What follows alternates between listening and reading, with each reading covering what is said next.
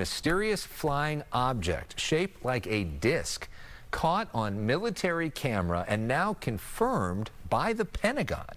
The exclusive footage obtained and analyzed by investigative journalist Jeremy Corbell, who is the leader in this space. He is the co-host of the Weaponized podcast.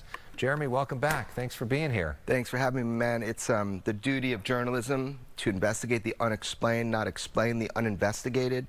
That's what we're trying to do with this clip. One quick correction. Pentagon didn't confirm this one yet as being military filmed. They should, because it is, like they have other videos that George Knapp and I have obtained and released. I am waiting to see if they're going to be honest with the American public.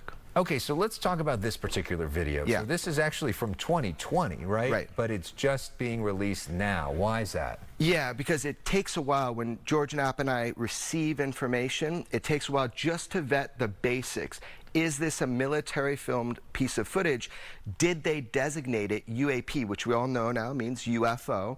And it took us a while to confirm that, and it's 100% confirmed. I'm waiting for our government to admit to it. In the intelligence community, this piece of footage has been studied since 2020. So what is it? What do we think we're looking at here? That is above my pay grade. I don't know exactly what we're looking at, but what it looks like to me, the three things that stick out and why I thought it was worthy of public discourse, right? So one is the shape. We all talk about UAP or UFOs, but this looks like the movie Nope. You know, if you've seen that Jordan Peele movie, it looks like a disc, but I didn't name it a disc. Our intelligence agencies labeled it disc. In fact, they said UAP navigating through clouds. That's what was with the file. So that's what we're seeing according to them. The other thing is the movement. It was interesting. I want to know if it actually moves the way it does, make an abrupt turn. And there's no heat signature of traditional propulsion if it is indeed a craft. And that's what's perhaps most important, the heat signature. Why is that so important? Right, because all traditional propulsion as we know it will throw something out the back to move forward. It's kind of like rockets to roller skates. You got everything has a reaction, action kind of thing. With this, we're not seeing it, and it's in a thermal signature. So a lot of the footage that you gain from the military that they label UAP, you have unique characteristics of like lack of signature.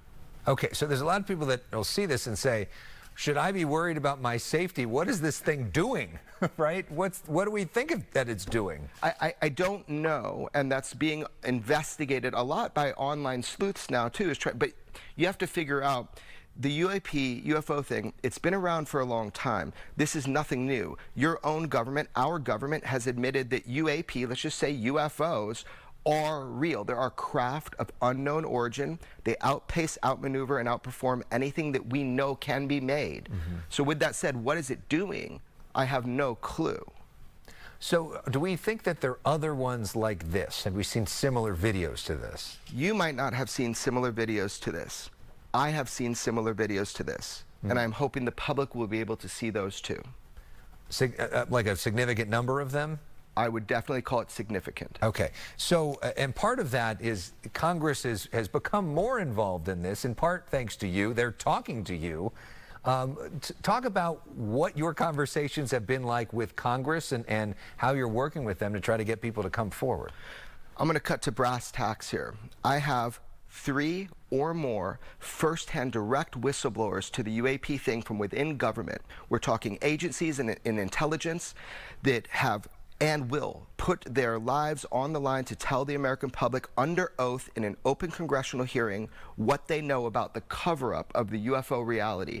That is fact, and I have alerted Congress to it. There has been some vetting that is done, and we have a chance to have another UFO hearing where people will, for the first time, hear from first-hand, hands-on whistleblowers. Now, there have been others. Commander David Fravor, he came and testified about chasing a UFO for the United States military. But I'm talking about high-quality witnesses. So you're saying right now that they want to come forward, but somebody in government is preventing them from coming forward? There have been threats, medical malpractice, there have been lies, you have all sorts of things that have happened to these people who are not yet public. They come forward under duress to me and George Knapp often. That was with David Grush, who's now famously came forward and said we have recovered craft with biologics inside. a lot of people don't want to come forward for a variety of reasons, not all because they've been threatened, but some of them 100% have been threatened, and they are coming forward anyway, and I'm giving Congress a chance to do the right thing. And are the members of Congress, by and large, open to this idea? Yes. Are there some that are trying to stop these people from coming forward? What are you seeing? Right. So there are some people who are kind of shining lights in this kind of disclosure movement. What people don't know is that there was legislation put into place that they said like 27 times or something, non-human intelligence. It was put forward by Senator Rounds and Senator Schumer. This is something they tried to pass. It was like a disclosure language. Bipartisan. Yes, bipartisan. There's a lot of people. So right now, Representative Luna has a task force that is supposed to be about transparency. She has the ability to bring these people forward for the American public to hear.